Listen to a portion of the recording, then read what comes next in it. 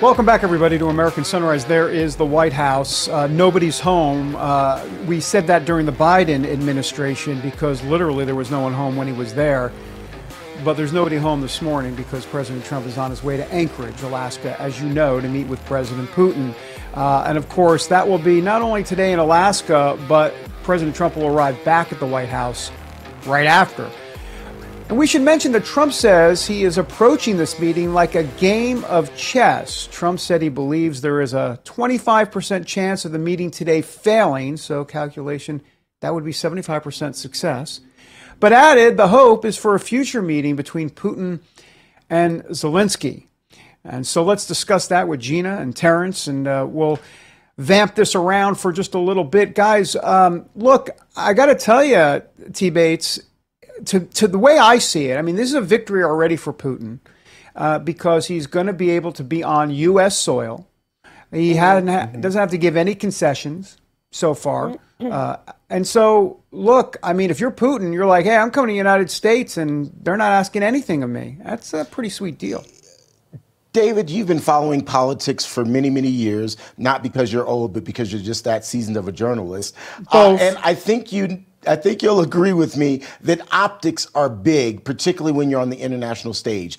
And as I see it, David, this is all about optics for Vladimir Putin. He's showing up to try to at least convince the world that he is open to conversation, that he is open to peace, and that he is ready to listen and wheel and deal.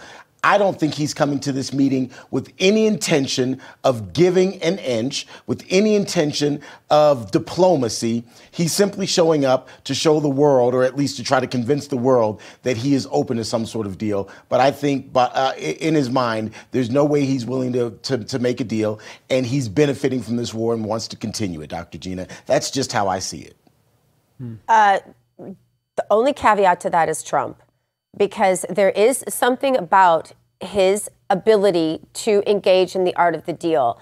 Look, people can criticize President Trump all he wants, but this is his sweet spot. This is where President Trump can come in and do things that literally no other human would do. It's almost a hypnotic magic that he has when he is in a negotiation.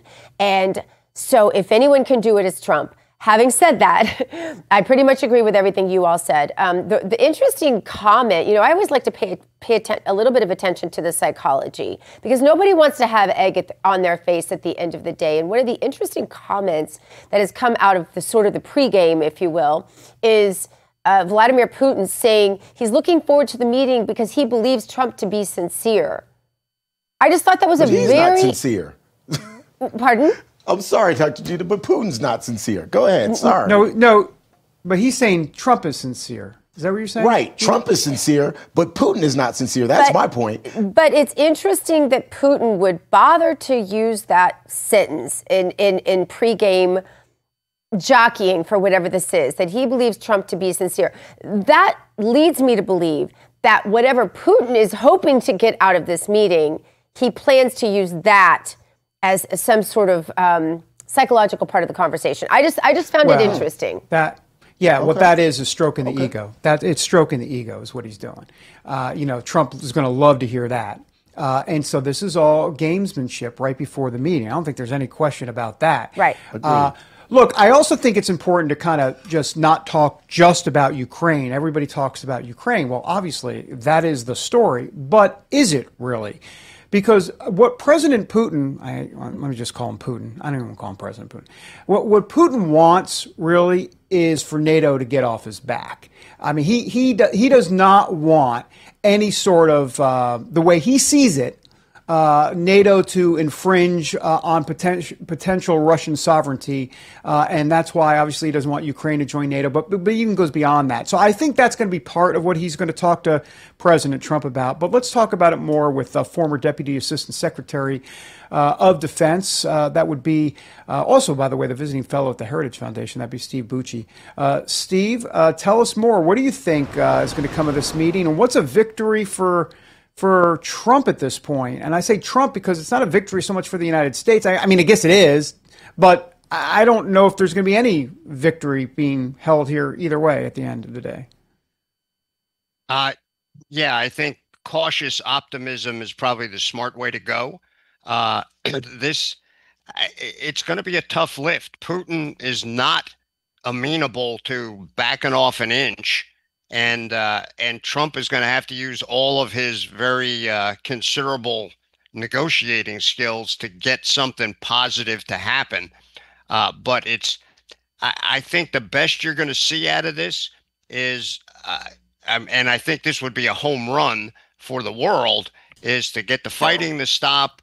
Russia backs off to the border that it had prior to this incursion. So still Crimea, still the eastern part of the Donbass, but not where it is right at this moment. And we give some sort of security guarantees to Ukraine that keeps Russia from coming in again. But I'll be honest with you, that's not going to make either side of the conflict happy. Putin's not going to like that. No, Zelensky's not going to like it. Putin's not going to like it. Yeah, no, Steve, I guess I'm thinking that, President Trump is not showing up empty-handed here. President Trump has something in his mind that he believes he can say to Vladimir Putin to get something that President Trump thinks will be a win for him. What is that, in your estimation? Peace, so the killing stops. But look, Zelensky wants Russia out completely. Russia wants, at the very least, what it has now and probably a little more, and guarantees that Ukraine is isolated from the West and literally is a captive to Putin's influence. And I don't think that's going to happen either. So you got to get something in the middle. I think with the mineral deals that we were trying to get with Ukraine, maybe get something with Russia too. Russia wants to be let back into the community of nations in a normal way without backing off on its aggression. These are like Herculean goals, and I'm not sure that we're really going to get there for either group.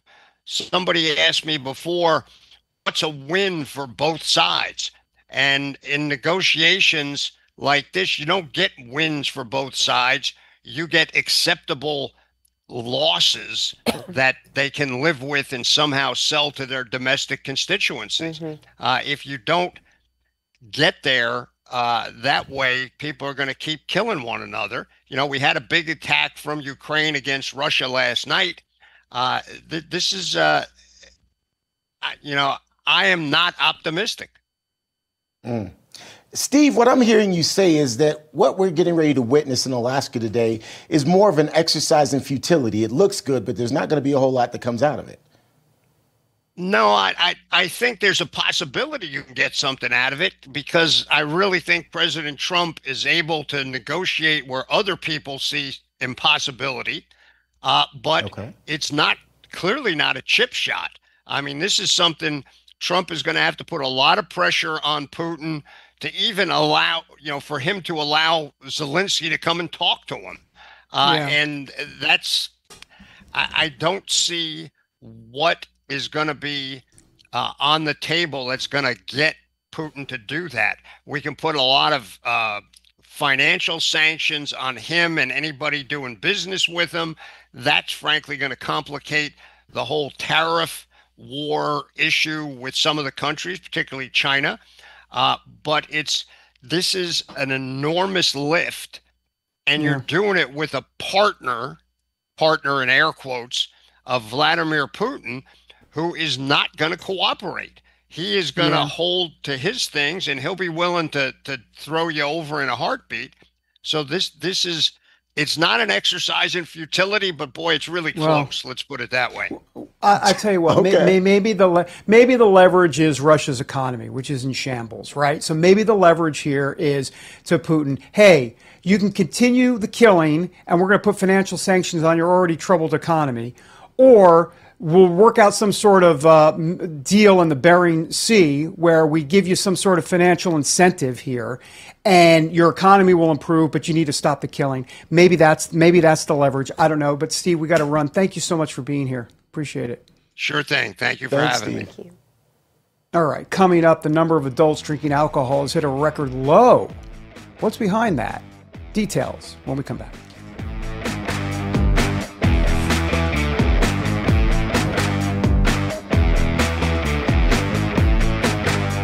My screen is frozen on the right.